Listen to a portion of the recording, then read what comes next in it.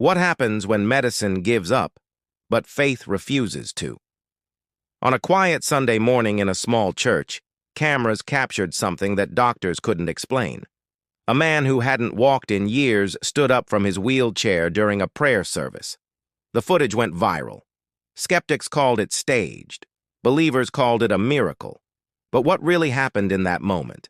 And why do stories like this continue to shake our understanding of what's possible? Today, we're diving deep into one of the most controversial healing testimonies of recent times. We'll explore the medical records, the eyewitness accounts, and the science behind faith healing. Whether you believe in miracles or not, what you're about to discover will challenge everything you think you know about the connection between mind, body, and spirit. This isn't just about one man's story.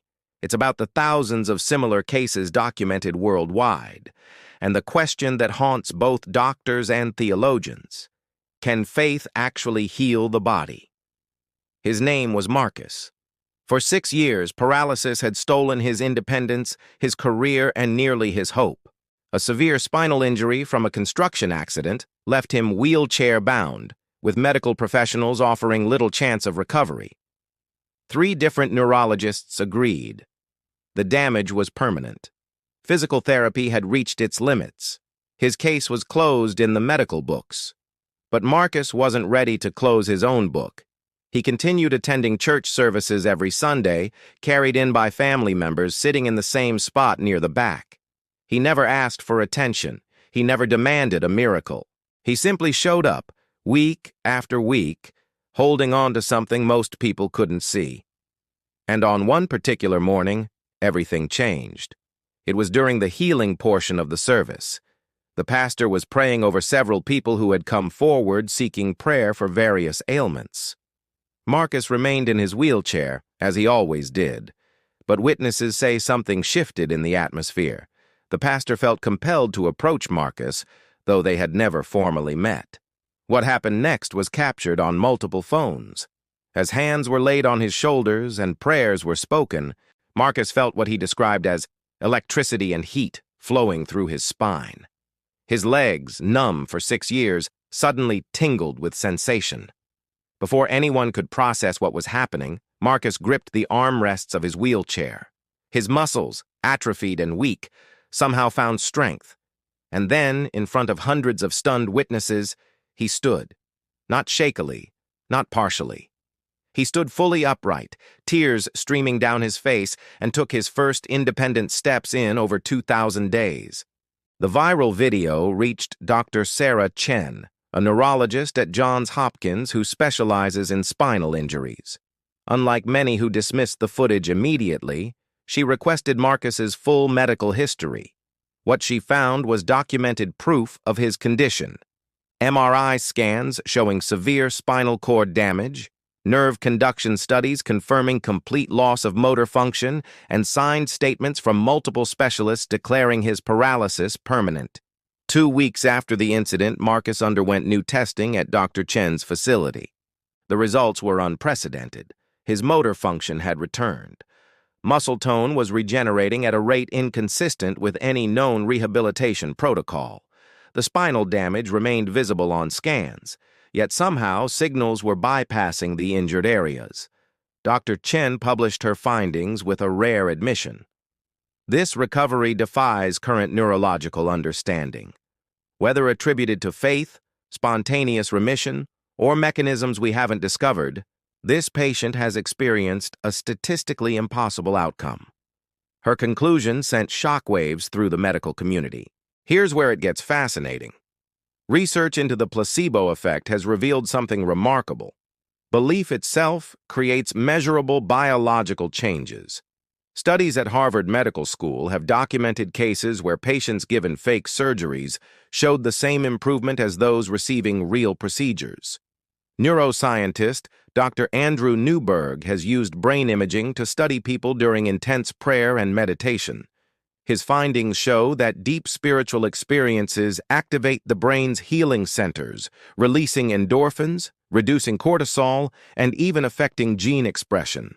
The National Institutes of Health has funded research into what they call psychoneuroimmunology. the study of how thoughts and emotions directly influence physical health. Could faith healing be an extreme manifestation of this mind-body connection? Perhaps the real miracle isn't supernatural intervention, but the untapped power of human consciousness to influence physical reality. Marcus's brain, fully convinced healing was possible, may have activated dormant neural pathways or triggered regenerative processes we're only beginning to understand. Not everyone accepts this explanation. Professional Skeptic Organization.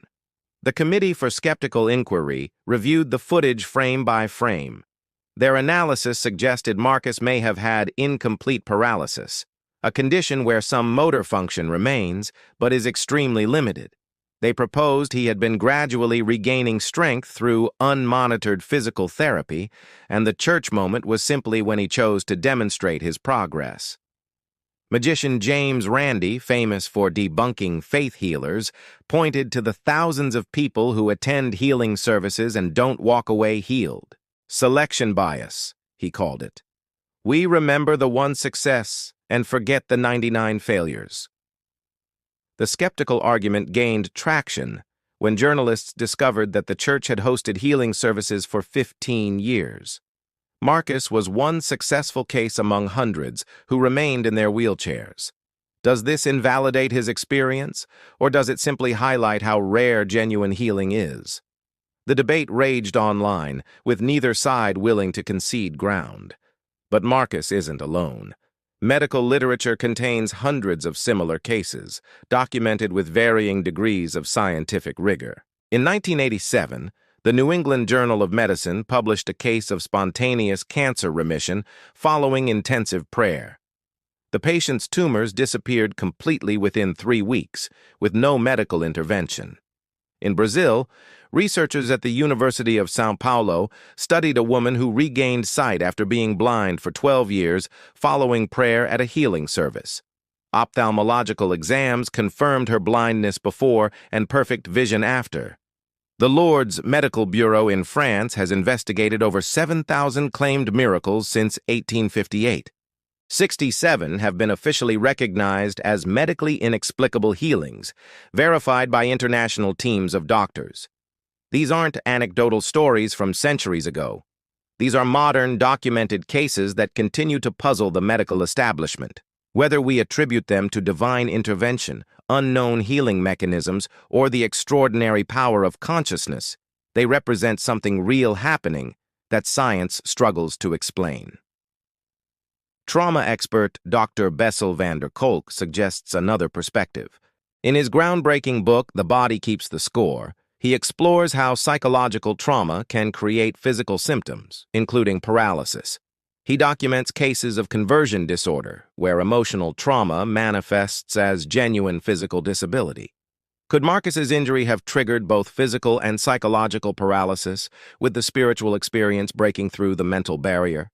This doesn't diminish his experience, it actually makes it more fascinating. The moment of faith may have created a psychological shift powerful enough to override the brain's protective mechanisms that were keeping him immobilized. The spiritual experience became the catalyst for neurological reorganization. This theory bridges the gap between believers and skeptics. It acknowledges the reality of Marcus's healing while proposing a mechanism that doesn't require supernatural intervention. Yet it also honors the profound role faith played in creating the conditions for healing to occur. Perhaps the argument between miracle and science is a false dichotomy. Maybe they're describing the same phenomenon from different perspectives. Today, 3 years after that Sunday morning, Marcus walks independently every day. He's returned to work, drives his own car, and even completed a 5K charity run. His medical team continues to monitor his progress, still unable to fully explain the mechanism of his recovery. But Marcus himself has no doubt about what happened. He speaks openly about his experience, not to convince skeptics, but to offer hope to others facing impossible diagnoses.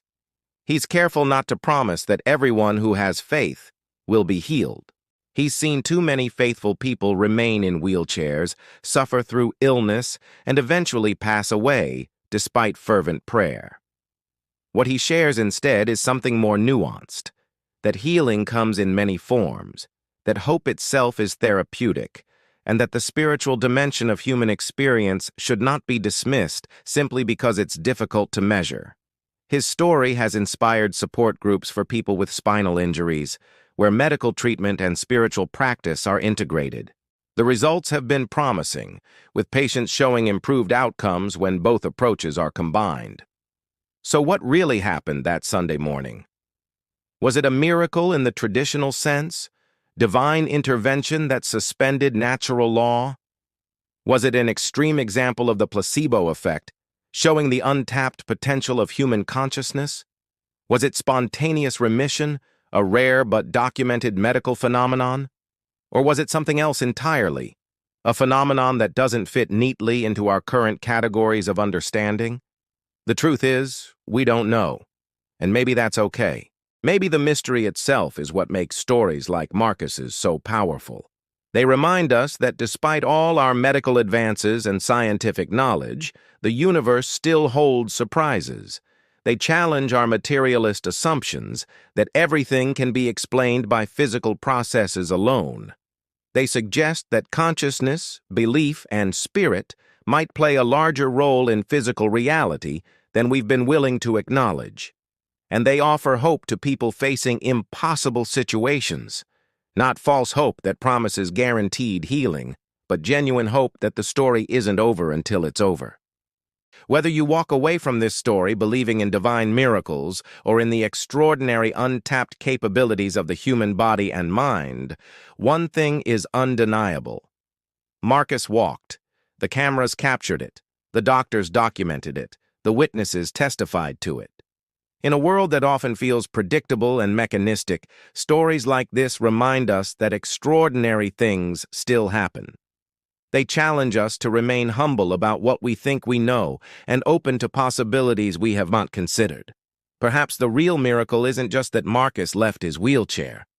Perhaps it's that his story continues to inspire others to hope, to persist, and to believe that healing, in whatever form it takes, is possible. If you've experienced something unexplainable, or if this story resonated with you, share your thoughts in the comments below. Have you witnessed something that medical science couldn't explain? Do you believe in miracles, or do you think there's always a rational explanation we just haven't found yet?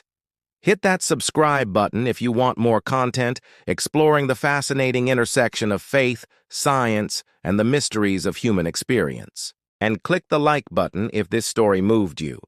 These conversations matter, and your voice adds to the dialogue. Until next time, stay curious, stay open, and remember, the universe is far stranger and more wonderful than we imagine.